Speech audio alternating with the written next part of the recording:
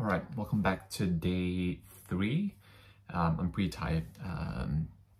If you watched my previous video, this is the following day. Right now it's around 10:30. It's a long day at work today as usual, but I thought I would try to film a video before I go to bed, considering I'm still catching up on week 1 of the 30 Days of ML challenge by Kaggle.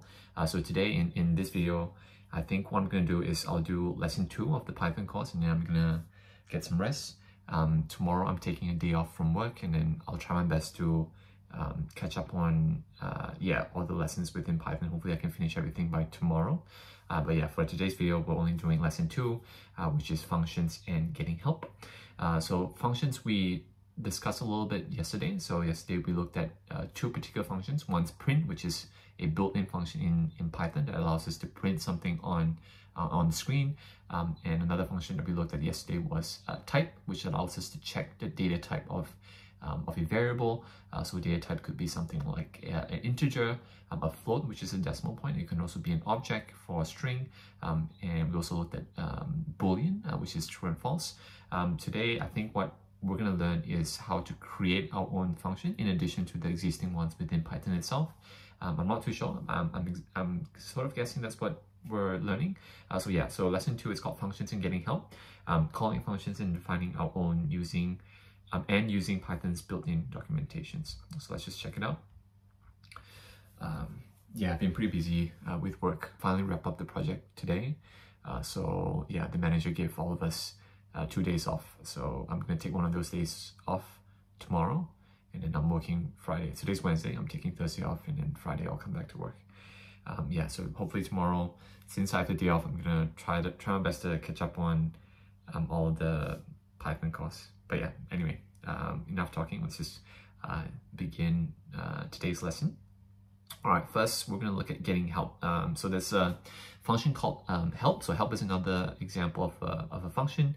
So what help does is you can pass in a function into the help function, and what help does is it'll print out or it'll display what that function that you pass into it does. So here we have an example. So here we're trying to figure out what round does. As you can see here, round is a function that rounds a number to a given precision in decimal digits. So round takes 2 arguments. So if you don't know what an argument is, so going back to the blender example that I gave you guys yesterday, so think of a function like a blender. So a blender would take in fruits, milk, so those would be like your arguments or your inputs to your function, and that blender would produce a smoothie, which is an output. So a function is exactly like that, behaves the same way. So a function would take in inputs, it will transform it, it will process it, and then it will spit out an output at the end. So this round function takes 2 arguments, aka 2 inputs. So the first argument is the number, so the number that you wanted to round. The second argument that you have to specify is how many digits, how many decimal places you wanted to round it to. So this explanation I'm going to go through it. So essentially that pretty much just summarizes what I just said. And if you use R, which I do a lot in my work, the exact same way you would refer to a documentation, a function documentation, it's help and then open parentheses what function that you want to figure out, and then close parentheses, and then like hit enter. So here we want to what is it saying here? Common pitfall. Okay, so this wouldn't work because I'm assuming it's because if you round, this will spit out a number, whereas help, you need a function, not a number. So yeah, so if you want to use help, don't put a value into it, just put a round without the number. I think that's what they're trying to say. Yeah, because if you do this, the round will get applied first, so it'll round minus 2.01 first, and then it'll end up as a number, and help doesn't take a number as an input, and therefore it will return an error such as this. So don't do this. I'm just gonna hide the output, and then we'll go forward. So here you can also figure out what print does, but we already know what that does. So I'm just gonna quickly skip past this. All right, beautiful. So this next section is called defining functions. So here we learned how to define our own function. So sometimes while there are a lot of useful functions that are already built in Python, sometimes we want to define our own function in order to carry out certain transformations that we want specifically. And the way you would define a function in Python is like this. So you write def, which is short for define, and then you want to assign a name to your function, and then you put a open parentheses, and then you list all the inputs that would inputs / arguments, kind of same thing, that the function would take. So here it takes 3 arguments, A, B, and C, close parentheses, and then semicolon. And this is, so these 3 lines here is what your function is doing. So this is the transformation that you want the function to carry out. So let's sort of look at what is happening here. So the function is called least difference. So we have diff1, diff2, and diff3, 3 variables. Diff1 is the absolute difference between A and B. Diff2 is the absolute difference between B and C, and diff3 is the absolute difference between A and C. And then we want to return. So return is a function's way of like the name suggests, right? Returning. You're spitting out the output. Like what do you want the function to return after processing those inputs? So here what the function is doing is we want to figure out the absolute difference between A and B, B and C, and A and C, and then we want to return the minimum of those 3 differences. So we want the smallest difference, and hence the name least difference. Yeah, so this is what a function, this particular function does, and this is how you would define your own function within Python. Yeah, it takes some time to get used to, but as long as you keep practicing, you'll get used to it. Yeah. So just to summarize, so def, which is short for define, and then you want to name your function. So for this particular example, the name of the function is least difference, and least difference takes in 3 arguments, and then followed by a semicolon, and then here is where you would define what the function does. So for this particular scenario, we are figuring out the difference, and then the absolute difference, and then we're returning the minimum of those 3 absolute differences. All right, cool.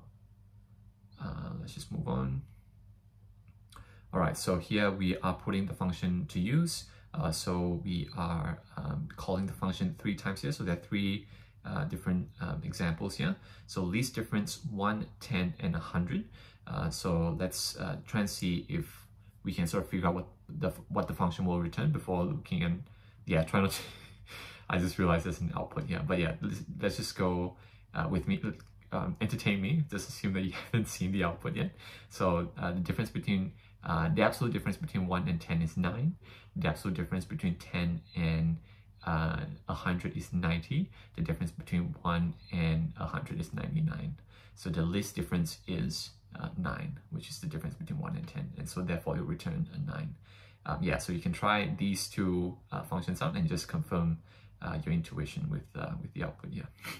I didn't realize the output was there, but anyway,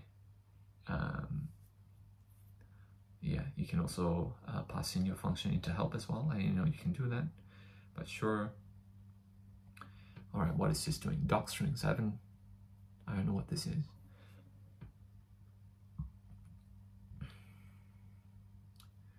Doc strings.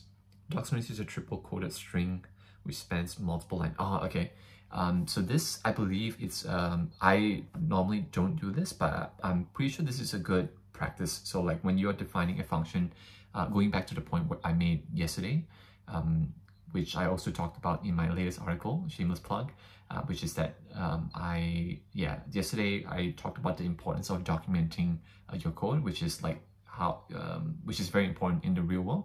And I do that a lot during my work as well, because in the real world you work in teams and you collaborate with other people, and so it's very important that you leave comments, or you have the habit of writing comments when you're writing code, just to remind yourself what you're doing or what that function does, what that piece of analysis is saying, but more importantly, it tells other people what you're doing.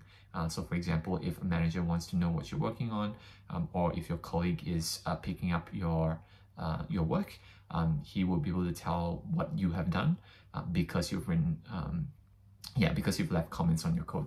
So this is the way you would write multiple lines of comments. So in yesterday's video, we saw how we can write comment using the hash symbol. This is another way you can do it using the triple quoted string. So this allows you to write multiple lines.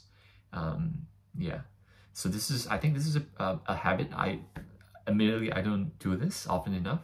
So what this is, I guess, trying to say is it's a good habit to try to sort of summarize what your function does, so that when other people read your code, they will know, what your function does, what sort of inputs does it take, what does it return, and so on and so forth. And here they even give an example, which is pretty good. I should start like adopting. As much as I like try to encourage you guys to build the habit of writing codes, I feel like this is a very good habit. So this is I know this is called docstrings, but apparently this is docstrings. Similar to I guess comments that we looked at using the hash symbol from yesterday. This is how you would write a docstring. All right, let's just move on. I don't think there's anything important here. All right, let's just move on.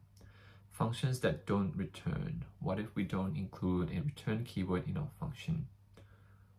Okay, so here is the same. So this is exactly the same as what we've seen so far. So diff1, diff2, diff3, and then we take the minimum. So this print is within the function itself. So I don't think this is going to work. Okay, so so returns none. I normally write return in my function anyway. So like, I probably, let's just skip past this. I don't think this is important to know. Mystery print. I think it's fine. All right, let's just move on to the next section, default arguments. So arguments is, like I said, inputs that go into the function itself. Sometimes you can assign default arguments, meaning like you want a fixed value to go into your input unless stated otherwise. So here we have print 1, 2, 3 separated. So this is saying the default. So that's an argument within print called separate, which sort of specifies what character you want to put into each one of the characters within print itself. So by default, it is just a single space character. And so if you don't specify anything for SEP, for separate, it'll just assume that you want a single space. So that's what happens here. But if you want it the separator to take something else, a different character, you have to specify explicitly, which is what we've done here. So this is I guess an illustration of what a default argument is. So here the default argument is called for the print function is called separator, and by default it takes a single space. Unless you want to take something else, you don't have to specify anything, but if you do, you need to specify explicitly what you want it to take instead. And this goes the same way when we try to define our own function. We can also, when we're writing our own function, we can also assign a default argument. So here, the default argument that we want here is colon. And then the function will print hello followed by a comma, and then it'll print the argument who. So if you don't specify, so if you don't tell this function who do you want to say hello to, it will just assume that it's colon, which is what I guess this first line is trying to do. So let's just check the output. Yep. So hello colon, because we didn't specify who exactly we want to say hello to. We just the function will just automatically assume that it's colon, unless you want it to greet someone else. So here we want the function to say hello to Kaggle, and so therefore here you want to explicitly say that you want to assign the word Kaggle to the variable who, which is what will get printed here. And so this is the same thing as well. So so here I think what it's trying to show is that because this function only has one argument, there's no reason why there's no need to write to explicitly write out the name of the argument. But if you have multiple arguments, it's always a good practice to try to write out the arguments, to assign the arguments explicitly, so that you can get confused. But because here we're only working with one argument, it's fine if you just do this without the who equal. Yeah, that's pretty much it. Functions applied to functions. All right, let's see what this is doing. So here we have 1, 2, three functions. The first function is called mult by 5, which is just multiplying a number by 5. It'll return 5 times whatever number you pass it into. The second function is called call, which returns, so call takes in two arguments, one called function and the other called arguments, and then it will return the argument passed in within the function. Okay, cool. And the last function is called squared calls, which takes in, okay, so you'll do this. Okay, cool. All right, let's hide the R. I kind of revealed the output, but yeah, pretend you didn't see it. Let's just try and predict what they do. All right, so call mult by 5, 1. So call is just passing in the argument into the function itself. So here, I think what it'll do is mult by 5. So the first one, it'll return a 5, I think. Squared call is 5, and then I pass it into a mult by 5 again. So it's 5. So 5 times 1 is 5. 5 times 5 again is 25. Yeah, and then separate new line. Okay, so it's gonna print 5, and then in the new line print 25. Let's just check if that's the output. All right, beautiful. Yeah, so this is, I guess, an illustration of how you can call a function within a function itself. So for example, this call function here, we're calling a function. We're applying the argument. I feel like it's not the best example, to be honest, to illustrate this, but I guess, yeah, I'm just gonna take it with a grain of salt. But yeah, yeah, I don't wanna linger too much on this. Let's just move on. All right, what is it saying here? Maximum. Which number is the biggest? Oh, okay, so this is illustrating an argument within the max function called key. So this tells the max function what you want to optimize for. So here, if you don't specify anything, it will just return the biggest number. So the biggest number amongst 100, 51, and 14 is just 100. But if you want the max function to optimize from mod 5, which I believe is, you want the number that gives you the biggest remainder after you divide by 5. So in this example would be, so let's just think through this. So 100 divided by 5 is 20, so there's no remainders at all. 51 divided by 5 is 51 divided by 5 is 10, remainder 1. So the mod is 1. 14 divided by 5 is 2, remainder 4. So the biggest number that has the biggest, so the number that has the biggest modulus 5 would be 14 out of these three. Yeah, so therefore it will return 14. Yeah, so it's pretty cool. I didn't know the max function had this particular feature. But yeah, so this is just showing that you can tell the max function what you want to optimize for. If you don't say anything, it will just return the max number as itself. So like for the first example, we just return 100. But if you tell the max function specifically you want to optimize for modulus 5, it will return the number that has the greatest remainder after you divide by 5, which in this example is 14. I hope that makes sense. I think that's pretty much it. So we're going to start the exercise now. Let's just smash this out. I think, yeah, it's not too difficult, right? Not too bad. Especially if you have like programming experience, I feel like this is doable. Yesterday's and today's so far it's been pretty fundamental. Pretty much fundamental stuff. Yeah, my laptop's gonna take a while again, as usual.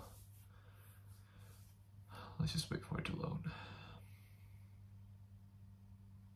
Should I just do lesson? Should I do the next lesson again? You know what, let's just focus.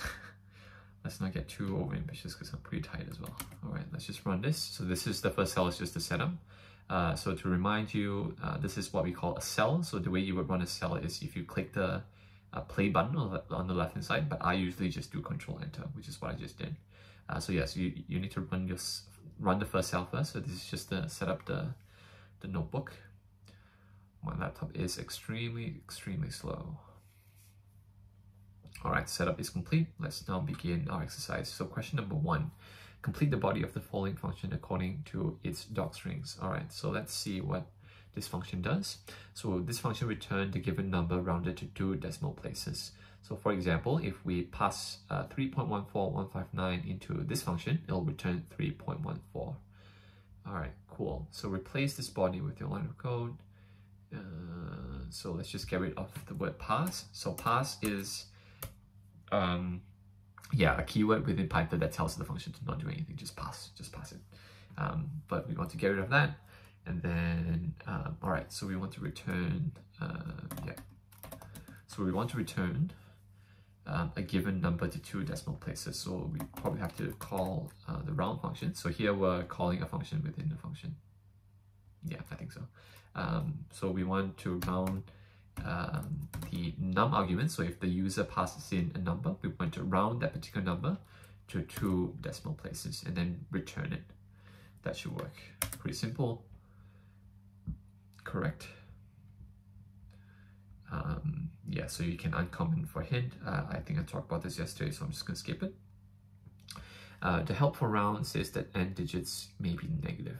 What do you think will happen when it is? Try some example in the following code. I know you can do round negative. I'm not too sure. You know what? I'm just going to check the solution because I can't figure it out.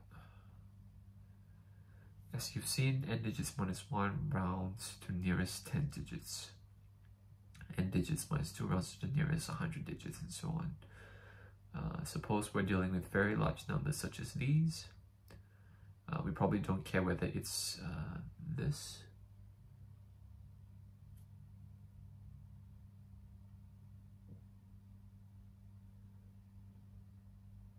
Okay.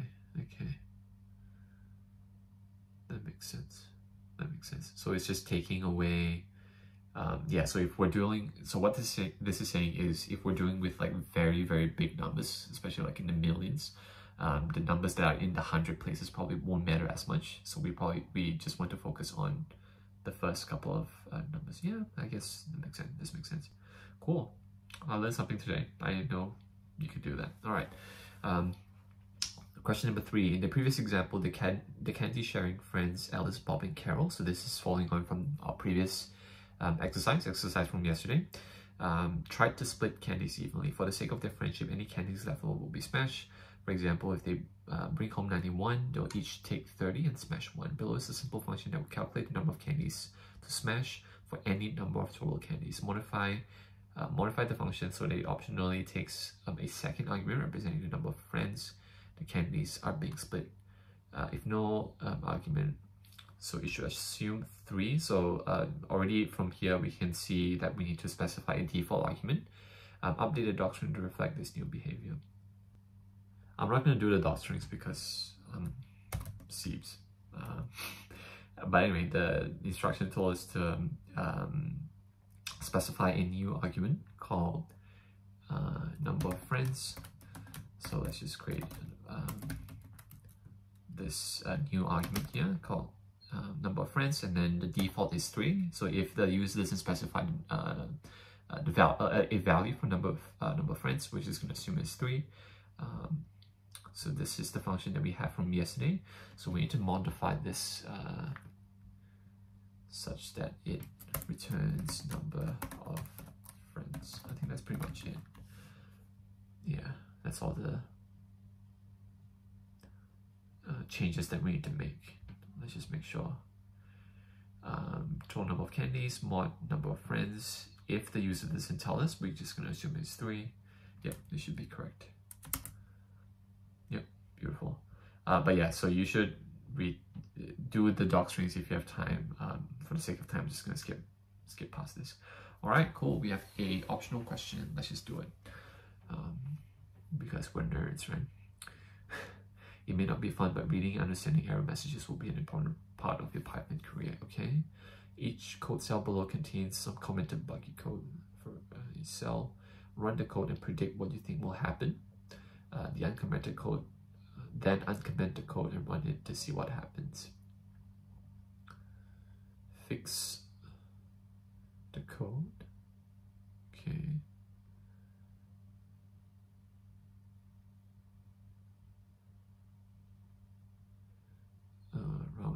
decimal places. So this is a function that we saw early on, right? Round to 2 decimal places. Yeah, so this is a spelling mistake. So I think it's just going to give us an error saying that the function doesn't exist or something like that. Yeah, let's just run and see. Yeah, this function is not defined. So let's just fix up the spelling mistake, round to 2 decimal places. So yeah, so this function, pretty sure that's the same one we defined early on, round to 2 decimal places. It will just return the number into 2 decimal places. So here, once we fix this, it should be 10.00, I think. 10.0, there we go.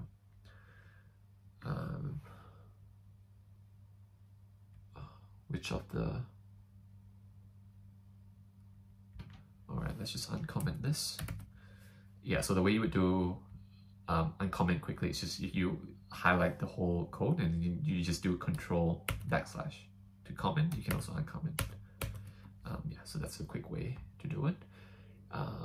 So x takes the value of -10, y takes the value of 5. Which of the 2 variables have the smallest absolute value?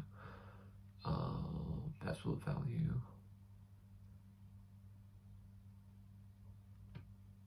So it should be 5, right? So absolute value. Can you do this? Min? You can't, right? Because absolute value only takes 1 argument. Here we're passing in 2. So I think that's the error that's going to return. Yeah, abs takes 1 argument only. Yeah. So here we're doing something wrong. We need to replace this with something else. So instead, we need 2 abs function rather than just 1. That's what we need to do. Yeah, so it'll take the absolute value of x, which is abs -10. The absolute value of -10 is just 10. And then we want to take the absolute value of y, which is 5. And then once we figure out the absolute values for those 2 things, we want to take the minimum, which should be 5. You know what? Let's just add a print. I'm not too sure if this is going to work or not. Just to prove that it's 5. Alright, cool. So it's 5. Beautiful. Alright, let's uncomment this. Define. So we have a function called f. What does this function do? It will return y, and y is the absolute value of x. Print f of 5. What's the error? Is there an error? This should be fine, right? I don't see any error in this one. You know what? Let's just run it and see what the error is. Return y. Return outside function. Oh, okay. So this is the problem with indentation. So yeah, so we need to add a tab. You want to make sure everything is aligned. This should work now. So yeah, so make sure you're indexing your function properly. Beautiful. Cool. Yeah, so that wraps up what is this? Yeah, lesson 2, functions and getting help. In the next video, I'll cover our next lesson, lesson number 3, which is booleans and conditionals.